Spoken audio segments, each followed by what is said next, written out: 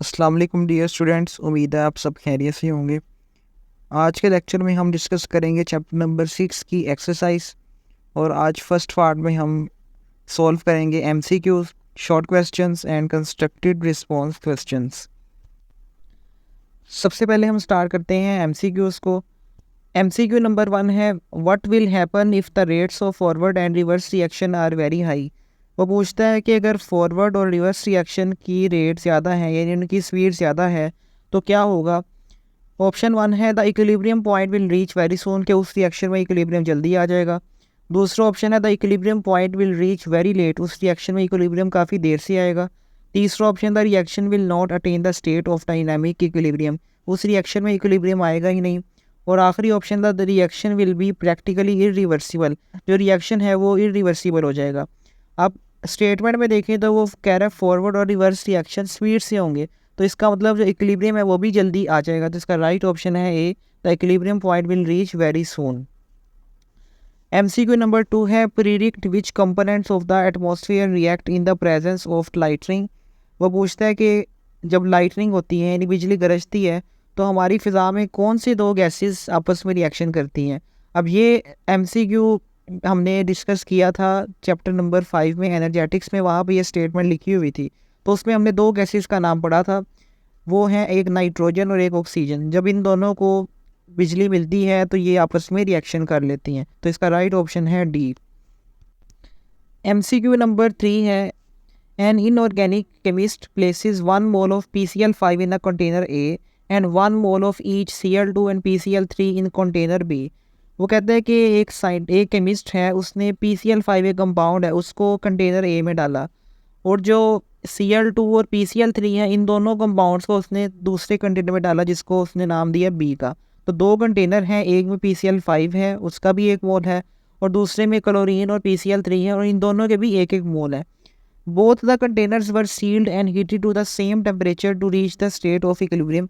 कहता फिर उसने उन कंटेनर्स को सील कर दिया यानी उनमें से ना कोई चीज़ एंटर होगी ना कोई चीज़ उनके अंदर से बाहर निकलेगी। फिर उसने दोनों का टेम्परेचर भी सेम कर दिया ताकि वो इक्विलिब्रियम पर पहुंच जाए। Guess about the composition of mixtures in both the containers. कहता अब आपने ये बताना है कि जब वो इक्विलिब्रियम पे पहुंचेंगे तो उसमें जो एक मिक्सचर बनेगा तीनों चीज़ों का वो सेम होगा या डिफरेंट होगा। तो ऑप्शन नंबर ए है, both the containers will have the same composition of mixtures, कि दोनों कंटेनर्स में मिक्सचर की कंपोजिशन सेम होगी। दूसरे ऑप्शन में वो कहता है the container A will have more concentration of PCl3 than B, container A में PCl3 की कंसनट्रेशन ज़्यादा होगी। और तीसरे में वो कहता है कंटेनर ए में PCl3 की कंसनट्रेशन कम होगी। और चौथे में वो कहता है कि दोनों में रिएक्टर्स की कंसनट्रेशन ही ज़ीरो होगी। अब दोनों में इक्विलिब्रियम आएगा और दोनों में एक जैसा इक्विलिब्रियम आएगा, तो इसका मतलब है इसमें जो कंपोजिशन है वो भी क्या होगी, दोनों में सेम होगी। तो इसका राइट ऑप्शन है ए। एमसीक्यू नंबर 4 है, CaO और लाइम, कैल्शियम ऑक्साइड को लाइम भी कहते हैं। It is used extensively in steel, gas and paper industries. कहता है इसको स्टील की इंडस्ट्री में, जहाँ पे स्टील बनता है, ग्लास की इंडस्ट्री में, पेपर की इंडस्ट्री में काफ़ी इस्तेमाल किया जाता है।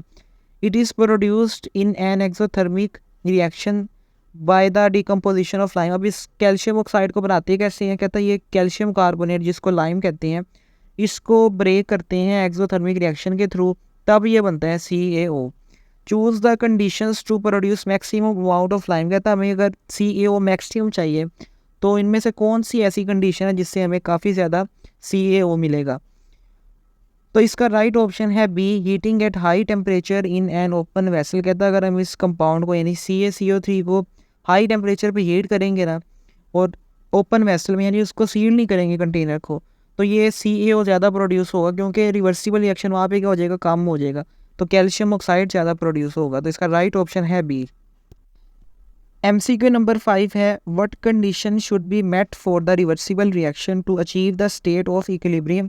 कि जब इक्विलिब्रियम हमने हासिल करना है रिवर्सिबल रिएक्शन में तो उसके लिए क्या कंडीशन है, ये हमने बार बार डिस्कस किया है कि उसके लिए ज़रूरी है कि जो रिएक्टेंट्स और प्रोडक्ट्स हैं उनकी कंसनट्रेशन क्या हो, सेम हो, उसमें चेंज ना आए।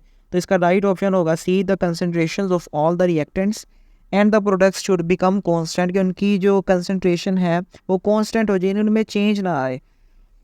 MCQ नंबर 6 है, why the gas starts coming out when you open a can of Fiji drink. आपने देखा होगा कि जब हम बोटल्स का कैन ओपन करते हैं तो वहाँ से गैस निकलती है। तो वो कहते हैं कि ये ऐसा क्यों होता है, because the solubility of gas increase, कि गैस की सोलबिलिटी बढ़ जाती है, तो ये ऐसा तो नहीं है। दूसरा ऑप्शन है because the gas is in soluble in water, gas water में सोलबल नहीं, ये भी गलत है। ऑप्शन नंबर 3 है because the gas is dissolve under pressure hints it comes out when pressure is decreased. कहते हैं कि जो बोतल है या कंटेनर है उसमें गैस भरी होती है ना, उसका प्रेशर ज़्यादा होता है। जब हम उसको ओपन करते हैं तो गैस जो होती है ना, वो उसका प्रेशर कम हो जाता है, तो वो गैस बाहर निकलना शुरू हो जाती है। तो ये राइट ऑप्शन हमारा होगा सी। नेक्स्ट MCQ 7 है the following reaction is performed in a closed vessel. कहते हैं ये जो रिएक्शन है जिसमें CaCO3 ब्रेक होकर कन्वर्ट हो रहा है Ca और CO2 में, इसको हम परफॉर्म कर रहे हैं क्लोज्ड वेसल में, यानी ऐसा कंटेनर जिसमें ना कोई चीज़ बाहर निकल रही है ना कोई चीज़ एंटर हो रही है। How the equilibrium will be affected if you increase the pressure. कहता है अगर हम इसमें प्रेशर को बढ़ाएं तो इक्विलिब्रियम में क्या चेंज आएगा। तो ये हमने थ्योरी में पढ़ा था कि जब हम किसी भी गैस वाली रिएक्शन का प्रेशर बढ़ाते हैं तो वो गैस वाला रिएक्शन उस डायरेक्शन में मूव करेगा जहाँ पे नंबर ऑफ मोल्स कम है। अब अगर आप देखें तो इसमें नंबर ऑफ मोल रिएक्टेंट के एक हैं, जबकि प्रोडक्ट के एक इसका है और एक इसका है, तो प्रोडक्ट के कितने मोल्स हो गए 2, और हम प्रेशर बढ़ा रहे हैं तो रिएक्शन कहाँ मूव करेगा, उस साइड पर जहाँ पे नंबर ऑफ मोल्स कम है, यानी यहाँ पे मूव करेगा कैल्शियम कार्बोनेट की तरफ बैकवर्ड डायरेक्शन में। तो इसका राइट ऑप्शन है B, the backward reaction will be favoured. MCQ number 8 है when a reaction will become a reversible one. कहता है रिएक्शन जो होता है वो रिवर्सिबल कब बन जाता है, उसके लिए क्या कंडीशन होती है। If the activation energy of the forward reaction is comparable to that of backward reaction. कोई भी रिएक्शन रिवर्सिबल तब बनता है जब उसमें जो प्रोडक्ट बन रहे हैं ना वो वापस से किस में कन्वर्ट होना शुरू हो जाए, रिएक्टेंट्स में। तो इसके लिए ज़रूरी है कि प्रोडक्ट्स की और रिएक्टेंट्स की एक्टिवेशन एनर्जी तकरीबन सेम हो। तो इसका राइट ऑप्शन क्या हो गया, ए, कि दोनों की एक्टिवेशन एनर्जी फॉरवर्ड रिएक्शन की और बैकवर्ड रिएक्शन की तकरीबन सेम हो, कंपेरेबल हो। MCQ नंबर 9 है is reversible reaction useful for preparing the compounds on large scale. कहता है कोई भी कंपाउंड हमने अगर इंडस्ट्री के लेवल पे तैयार करना है, ज़्यादा अमाउंट में तैयार करना है, तो क्या उसके लिए रिवर्सिबल रिएक्शन सूटेबल होगा कि नहीं होगा। अब जब भी कोई चीज़ ज़्यादा बड़े लेवल पे तैयार करनी होती है तो उसके लिए ज़रूरी होता है कि जो रिएक्शन हो रहा है उसमें ज़्यादा से ज़्यादा रिएक्टेंट्स प्रोडक्ट बनाए। तो इसके लिए ज़रूरी है कि रिएक्शन किधर रहे, राइट साइड पे रहे, ताकि राइट साइड पे क्या होता है, प्रोडक्ट। तो राइट ऑप्शन इसका क्या होगा, they are useful only when equilibrium lies far to the right side. कि रिवर्सिबल रिएक्शन सिर्फ तब काम में आएगा जब उसके अंदर जो इक्विलिब्रियम है उसकी डायरेक्शन ज़्यादा से ज़्यादा कहाँ पे हो, राइट साइड पे, यानी प्रोडक्ट वाली साइड पे हो, तभी हमें प्रोडक्ट ज़्यादा मिलेंगे। लास्ट MCQ है what will happen to the concentrations of the products if a reversible reaction at equilibrium is not disturb. कहते हैं कि प्रोडक्ट की अगर कंसनट्रेशन में चेंज आएगा अगर हम रिवर्सिबल रिएक्शन जो कि इक्विलिब्रियम पर पहुंचा हुआ है उसको चेंज ना करें। यानी एक रिएक्शन है वो इक्विलिब्रियम पर पहुंच गया है, तो हमने पढ़ा था कि वो हमेशा के लिए इक्विलिब्रियम पर रहेगा जब तक हम उसको डिस्टर्ब ना करें। तो कहते हैं अगर हम उसको डिस्टर्ब नहीं करेंगे तो उसमें कंसनट्रेशन जो प्रोडक्ट की है, जो उनकी अमाउंट है, उसमें कोई चेंज आएगा। तो इसका ऑप्शन होगा दे विल रिमेन कॉन्स्टेंट, उनमें कोई चेंज नहीं आएगा क्योंकि हम उसके इक्विलिब्रियम को डिस्टर्ब कर ही नहीं रहे। नेक्स्ट पोर्शन है आपके शॉर्ट क्वेश्चंस का। पहला शॉर्ट क्वेश्चन है how is dynamic equilibrium different from static equilibrium. उसने दो इक्विलिब्रियम के बारे में पूछा है, एक डायनामिक इक्विलिब्रियम जो हमने पढ़ा है और एक और होता है स्टैटिक इक्विलिब्रियम। इन दोनों में फ़र्क क्या है। अब डायनामिक का मतलब हमने पढ़ लिया था कि वो इक्विलिब्रियम जहाँ पे फॉरवर्ड और रिवर्स रिएक्शन का रेट बराबर हो जाता है, यानी वो रिएक्शन वहाँ पे हो रहे होते हैं लेकिन उन दोनों की स्पीड इक्वल होती है, इसलिए हमें ऐसा लगता है कि रिएक्शन गोया रुका हुआ है लेकिन एक्चुअली में रिएक्शन परफॉर्म हो रहा होता है। जबकि जो स्टैटिक इक्विलिब्रियम है उसमें वर्ड है स्टैटिक। स्टैटिक का मतलब है चीज़ें स्टॉप हो जाती हैं। तो स्टैटिक इक्विलिब्रियम तब आता है जब कोई भी रिएक्शन हमेशा के लिए रुक जाए, उसमें किसी भी किस्म की चेंज ना आए, तो उसको क्या का नाम देते हैं, स्टैटिक इक्विलिब्रियम। अब इसको हम कंपेयर कर लेते हैं। डायनामिक इक्विलिब्रियम में वो कहता है the forward and reverse reactions keep occurring. Dynamic equilibrium जब पहुंच जाता है तो फॉरवर्ड और रिवर्स रिएक्शन दोनों हो रहे होते हैं लेकिन उन दोनों की स्पीड बराबर होती है। जबकि स्टैटिक इक्विलिब्रियम में नो मूवमेंट और रिएक्शन इज हैपनिंग, इसमें कोई रिएक्शन होता ही नहीं है, हर किस्म का रिएक्शन स्टॉप हो जाता है। Concentrations remain constant but particles move. कहता है इसमें मिकदार दोनों की चीज़ों की सेम रहती है, यानी रिएक्टेंट्स और प्रोडक्ट की मिकदार सेम रहती है लेकिन वो रिएक्शन हो रहा है वो एक दूसरे में कन्वर्ट हो रही होती हैं। Everything is at rest and not changing. जबकि स्टैटिक इक्विलिब्रियम में हर चीज़ फिक्स फ्रीज हो जाती है, उसमें किसी भी किस्म की मूवमेंट नहीं होती है, किसी भी किस्म का चेंज नहीं आता। डायनामिक इक्विलिब्रियम की बात है found in chemical systems like reversible reactions. Dynamic equilibrium किन रिएक्शंस में आता है, जो कि रिवर्सिबल होते हैं। स्टैटिक इक्विलिब्रियम किस में आता है, found in physical systems like a balanced object. ये अमूमन रोज़मर्रा की चीज़ें जो कि बैलेंस्ड होकर पड़ी होती हैं, जैसे दीवार पर एक पिक्चर लटकाई हो तो वो बैलेंस्ड में है, यानी उस पर क्या आया हुआ है, स्टैटिक इक्विलिब्रियम, वो उसमें कोई भी रिएक्शन नहीं हो रहा, तो ये आता है फिजिकल ऑब्जेक्ट्स के अंदर। क्वेश्चन नंबर 2 है, what happens when the temperature is increased in the following reaction. कहता है अगर इस रिएक्शन का टेम्परेचर अगर हम बढ़ाएं तो क्या चेंज आएगा। अब ये रिएक्शन क्या है, इसमें देखें पानी जो है ना उसको हम ब्रेक कर रहे हैं हाइड्रोजन में और ऑक्सीजन गैस में, और उसके लिए हमें बिजली प्रोवाइड करना पड़ रही है, तो बिजली एज अ एनर्जी काम कर रही है। तो इस रिएक्शन को हम नाम देंगे, ये है एंडोथर्मिक रिएक्शन। तो एंडोथर्मिक रिएक्शन में जब भी टेम्परेचर बढ़ाते हैं तो रिएक्शन ना आगे को जाता है, यानी फॉरवर्ड डायरेक्शन में जाता है। तो हम कह सकते हैं this is an endothermic reaction, heat is absorb. ये एंडोथर्मिक है क्योंकि हम इसमें बिजली सप्लाई कर रहे हैं। When temperature is increase the forward reaction is favoured. तो जब हम इसका टेम्परेचर बढ़ाएंगे तो ये रिएक्शन किस डायरेक्शन में मूव करेगा, फॉरवर्ड डायरेक्शन में। तो फॉरवर्ड डायरेक्शन में क्या बन रहा है, हाइड्रोजन और ऑक्सीजन। सो मोर हाइड्रोजन और oxygen gases will form, hydrogen और ऑक्सीजन गैसेज ज़्यादा बनना शुरू हो जाएंगी। क्वेश्चन नंबर 3 है, how can you get the maximum yield in a reversible reaction. कहता कोई भी रिवर्सिबल रिएक्शन है उसमें मैक्सिमम यील्ड कैसे हासिल कर सकते हैं। यील्ड का मतलब है जो प्रोडक्ट हमें हासिल हो रही है वो मैक्सिमम हो। तो to get the maximum product यानी यील्ड वी कैन, उसके लिए क्या बातें हैं ज़रूरी हैं। एक तो काम हम ये कर सकते हैं, रिमूव द प्रोडक्ट्स, जो प्रोडक्ट बन रही है हम उसको साथ साथ निकालते जाएं, क्योंकि जब हम प्रोडक्ट को निकालेंगे ना तो वो वापस से रिएक्शन करके रिएक्टेंट्स में कन्वर्ट नहीं होंगी। So remove the product as they form shift equilibrium forward, जिसकी वजह से इक्विलिब्रियम हमारा प्रोडक्ट वाली साइड पे रहेगा। दूसरा तरीका क्या है, use high pressure if your gas molecules are on the product side. अगर तो वो रिएक्शन गैसेस का है और प्रोडक्ट वाली साइड पे नंबर ऑफ मोल्स कम है तो हम तब प्रेशर बढ़ा सकते हैं। उससे क्या होगा कि इक्विलिब्रियम किधर को शिफ्ट हो जाएगा, प्रोडक्ट वाली साइड पे। तीसरा तरीका क्या है, लोअर द टेम्परेचर। अगर वो एक्सोथर्मिक रिएक्शन है ना तो उसका अगर हम टेम्परेचर कम कर देंगे तो उससे भी हमारा इक्विलिब्रियम प्रोडक्ट वाली साइड पे रहेगा, हमें प्रोडक्ट ज़्यादा मिलेगी। और लास्ट क्या है, ऐड कैटलिस्ट। अगर हम कैटलिस्ट ऐड करेंगे तो उससे रिएक्शन की स्पीड बढ़ जाएगी, हमें प्रोडक्ट जल्दी हासिल होना शुरू हो जाएंगे। क्वेश्चन नंबर 4 है, how can you decrease the time to reach equilibrium. कहता है जो इक्विलिब्रियम तक पहुंचने के लिए हमें जो टाइम है उसको हम कम कैसे कर सकते हैं ताकि हम जल्दी इक्विलिब्रियम हासिल कर लें। We can reduce the time, तो उसके लिए 3 तरीके हैं। पहला, एडिंग अ कैटलिस्ट। अभी हमने बात की कि जब हम कैटलिस्ट ऐड करते हैं तो रिएक्शन की स्पीड बढ़ जाती है, और जब रिएक्शन की स्पीड बढ़ेगी तो उसमें इक्विलिब्रियम भी जल्दी आ जाएगा।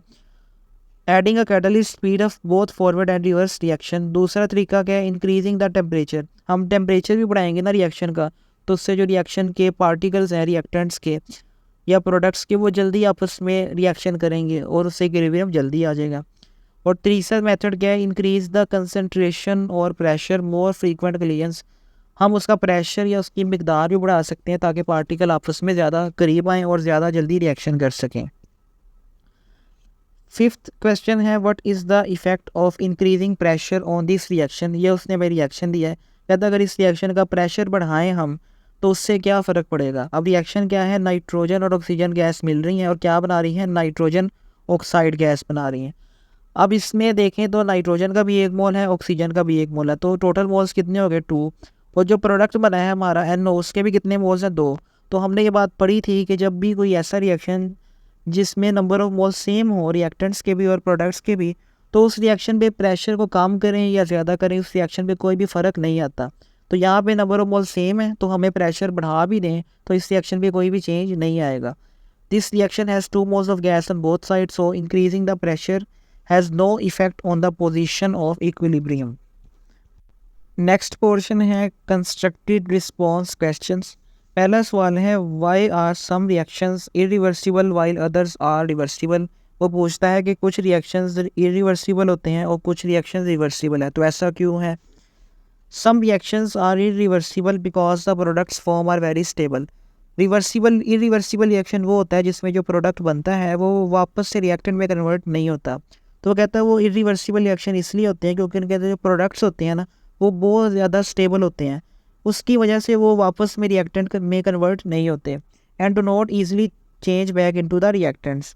मसलन जैसे हाइड्रोजन और ऑक्सीजन मिलकर पानी बना रहे हैं, पानी इंतहाई स्टेबल है तो पानी वापस से खुद ब खुद टूट कर ऑक्सीजन और हाइड्रोजन में कन्वर्ट नहीं होता।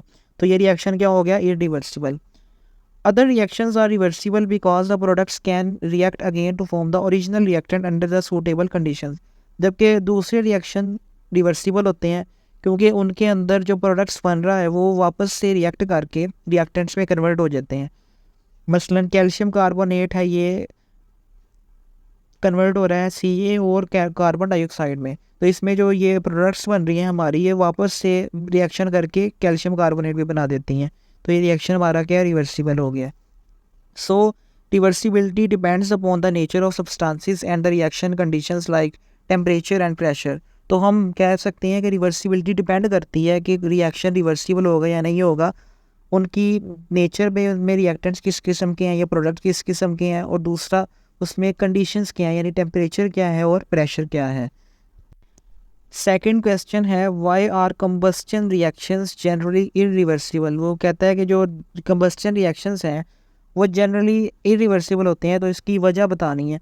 कंबस्चन रिएक्शंस हमने पिछले चैप्टर में पढ़े थे कि वो रिएक्शंस होती हैं जिसमें हम चीज़ों को बर्निंग करते हैं, चीज़ों को ऑक्सीजन की मदद से जलाते हैं और उसके नतीजे में कार्बन डाइऑक्साइड गैस बनती है। मसलन पेपर को जब हम जलाते हैं तो वो कन्वर्ट हो जाता है राख के अंदर, उसको वापस से हम पेपर में दोबारा नहीं बना सकते, तो ये रिएक्शन रिवर्सिबल नहीं होता।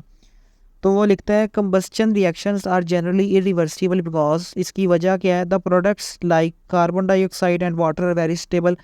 कंबस्चन रिएक्शन में प्रोडक्ट्स बनती हैं कार्बन डाइऑक्साइड और वाटर, और ये आपस में दोबारा रिएक्शन नहीं करती, ये स्टेबल होती हैं।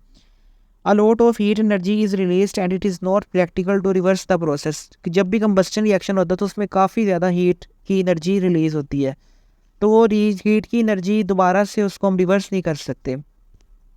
The original fuel is burned and can not be recovered. और जो फ्यूल जल गया है उसको हम रिकवर नहीं कर सकते। मसलन हम घरों में गैस का इस्तेमाल करते हैं, उससे हम कंबस्चन करते हैं, उसको आग लगाते हैं, तो जो गैस हमने यूज़ कर लिया हम उसको वापस नहीं ला सकते, वो एक दफ़ा यूज़ हो गई है तो वो ख़त्म हो गई है।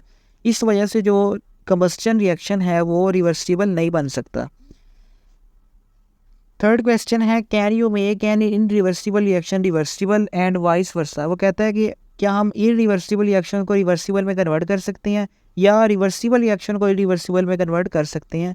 तो इसका आंसर है, in most cases irreversible reaction can not be made reversible because the products are too stable और the energy change is too large. कि जो इरिवर्सिबल रिएक्शन है ना वो आम तौर पे रिवर्सिबल में नहीं कन्वर्ट होते। उनको कन्वर्ट करना मुश्किल क्यों है, क्योंकि जो प्रोडक्ट बन रहे हैं वो बहुत ज़्यादा स्टेबल है, तो वो वापस से रिएक्टेंट्स में नहीं कन्वर्ट होते। एक दफ़ा वो बन गए हैं तो वो प्रोडक्ट ही रहेंगे, और दूसरा उसमें एनर्जी में भी काफ़ी डिफरेंस होता है, जिसकी वजह से हम इरिवर्सिबल रिएक्शन को वापस से रिवर्सिबल में कन्वर्ट नहीं कर सकते। However some reversible reactions can be made irreversible. जबकि जो रिवर्सिबल रिएक्शन है ना हम उसको इरिवर्सिबल में कन्वर्ट कर सकते हैं। कैसे? बाय रिमूविंग अ प्रोडक्ट और change the condition so that the backward reaction can not happen. हम कुछ ऐसी कंडीशंस वहाँ पे लगा दें जिसकी वजह से बैकवर्ड रिएक्शन हो, यानी प्रोडक्ट्स वापस रिएक्टेंट्स में कन्वर्ट ना हो। मसलन हम प्रोडक्ट जो बन रही है उसको साथ साथ निकालते जाएं तो प्रोडक्ट वापस से रिएक्टेंट में कन्वर्ट नहीं होंगी, तो जो हमारा रिएक्शन है वो आहिस्ता आहिस्ता इरिवर्सिबल बनता जाएगा। फोर्थ क्वेश्चन है, how do you know if a reaction is irreversible और रिवर्सिबल। हमें ये कैसे पता चलेगा कि ये जो रिएक्शन हो रहा है ये रिवर्सिबल हो रहा है या इरिवर्सिबल हो रहा है। तो उसका तरीका क्या है? पहला, ऑब्जर्विंग द प्रोडक्ट्स। जो प्रोडक्ट्स बन रहे हैं हम उनको चेक करें।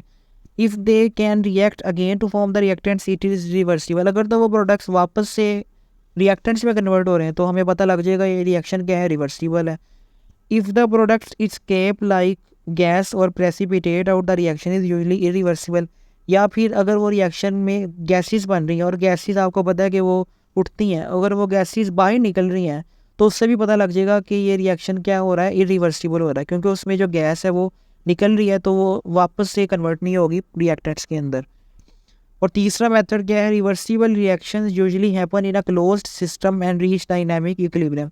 एक और निशानी है कि रिवर्सिबल रिएक्शंस हमेशा उस कंटेनर में होंगे जो कि सील्ड होगा। सील्ड का मतलब उसमें ना तो कोई बाहर से चीज़ एंटर होगी ना ही उसके अंदर से कोई चीज़ बाहर को निकलेगी, तो उस वजह से जो रिएक्शन उसके अंदर होता है उसके चांसेस होते हैं कि वो रिवर्सिबल बन जाता है। आखिरी क्वेश्चन है, R phase changes in water reversible और इरिवर्सिबल। वाटर में जो फेज चेंजेस आती हैं, फेज चेंजेस का मतलब है वाटर एक फेज़ से दूसरे फेज़ में कन्वर्ट होता है। मसलन वाटर सॉलिड से लिक्विड में कन्वर्ट हो सकता है, या लिक्विड से वेपर में कन्वर्ट हो सकता है। इसी तरह वेपर से लिक्विड में भी कन्वर्ट हो सकता है और लिक्विड से सॉलिड में भी कन्वर्ट हो सकता है। तो कहते हैं जो चेंजेस आ रही हैं ये रिवर्सिबल हैं या इरिवर्सिबल है। Yes, phase changes are in water are reversible. Water में जो चेंजेस आ रही है ना एक फेज़ से दूसरे फेज़ में, ये रिवर्सिबल होती हैं। मसलन ice can melt to water and water can freeze back to ice.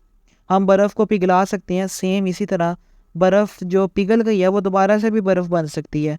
तो ये हमारा क्या है, इक्विलिब्रियम आ जाएगा, यहाँ पे रिवर्सिबल रिएक्शन हो जाएगा। यानी सॉलिड आइस वो लिक्विड वाटर में कन्वर्ट हो रही है और लिक्विड वाटर सॉलिड आइस में वापस भी कन्वर्ट हो सकता है। दूसरा, water can evaporate to vapours and condense back to liquid. पानी वेपर्स में कन्वर्ट हो सकता है, यानी बुखारात में कन्वर्ट हो सकता है। वो जो बुखारात हैं वो वापस से भी लिक्विड वाटर में कन्वर्ट हो सकते हैं। तो ये भी हमारा क्या हो जाएगा, रिवर्सिबल रिएक्शन हो जाएगा। मसलन लिक्विड और वेपर्स के दरमियान का आ जाएगा, इक्विलिब्रियम आ जाएगा। This is because no new substance is formed and we can reverse the process by changing the temperature. तो कहता है जो चेंजेस आ रही हैं, पानी एक फेज़ से दूसरे फेज़ में कन्वर्ट हो रहा है, इसमें कोई नई चीज़ नहीं बन रही, यानी पानी की जगह कोई नया कंपाउंड नहीं बन पा रहा। तो ये जो चेंजेस हैं ये रिवर्सिबल होती हैं। उम्मीद है आपको ये एक्सरसाइज समझ में आई होगी। अगले लेक्चर में हम नेक्स्ट पोर्शन इसका डिस्कस करेंगे, डिस्क्रिप्टिव और इन्वेस्टिगेटिव क्वेश्चंस का। अगर आपको वीडियो अच्छी लगी तो आप वीडियो को लाइक, शेयर और चैनल को सब्सक्राइब कीजिए। आपसे मुलाकात होगी अगले लेक्चर में। अल्लाह हाफिज़।